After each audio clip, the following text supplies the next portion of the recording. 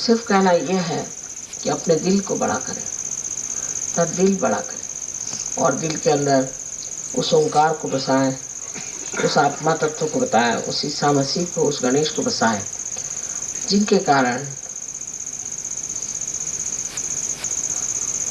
हमारे सारे बिगड़े काम ठीक हो जाए और आपको अधिकार मेरे ऊपर आ जाए।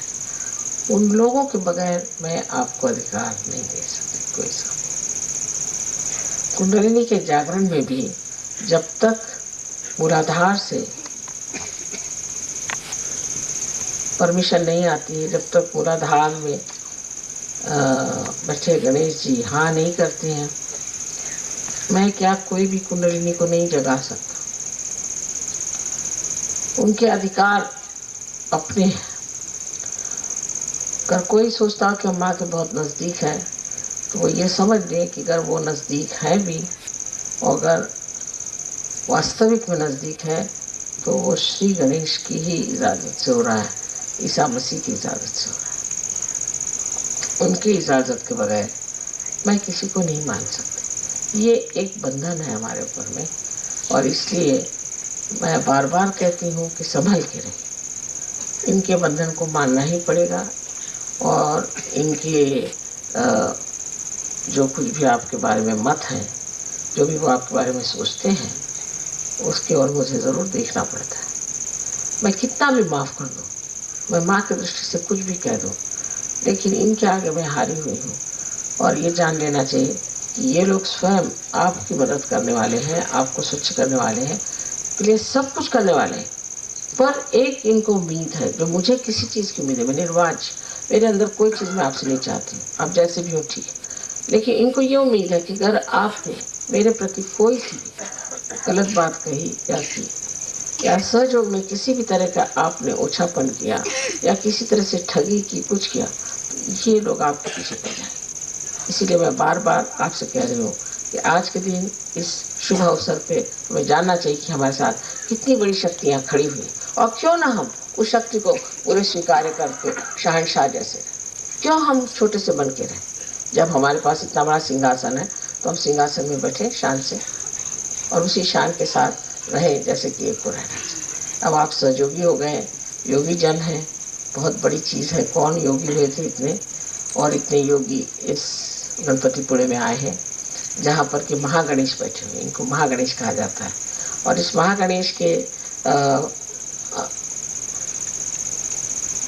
परिवार में हम लोग यहाँ आए हुए, इनके इस प्रांगण में हम यहाँ पहुँचे और इनके आशीर्वाद से हमारे अंदर भी इन्हीं की जैसी महान शक्तियाँ आ सकती हैं।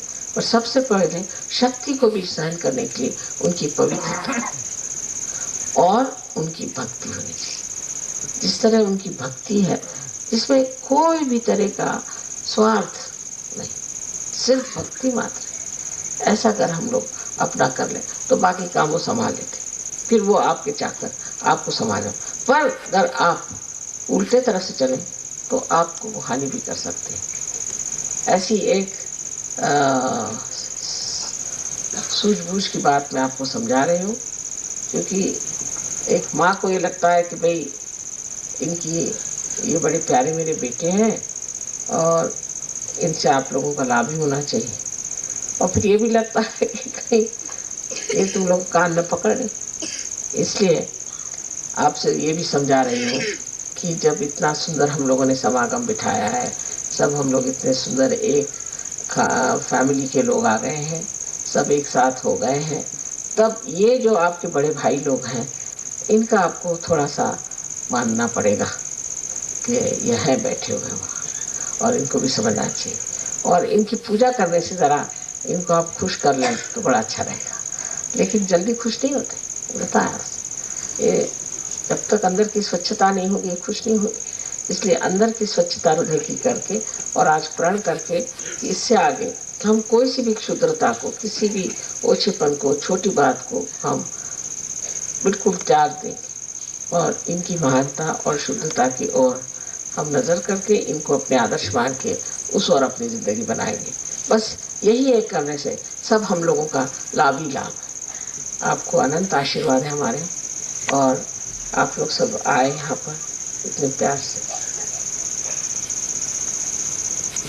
सबको माँ धन्यवाद तो नहीं कह सकती, पर यही है कि मेरा हृदय भरा हुआ है और इस हृदय में आप सब समाये हुए हैं और मैं आपसे अत्यंत प्यार करती हूँ। नितांत मैं आपको प्यार से देखती हूँ और हमेशा आपके रक्षा की विचार में रहती हूँ। आपके प्रति मेरा पूरा चित्त है, तवज्जो है और किसी प्रकार की भी तकलीफ हो आप मुझे लिख सकते हैं, पर आप स्वयं स्वच्छ हो जाएं, आप स्वयं शुद्ध हो जाएं और मंगलमय हो करके और इस आनंद को अनंत तक भोगें।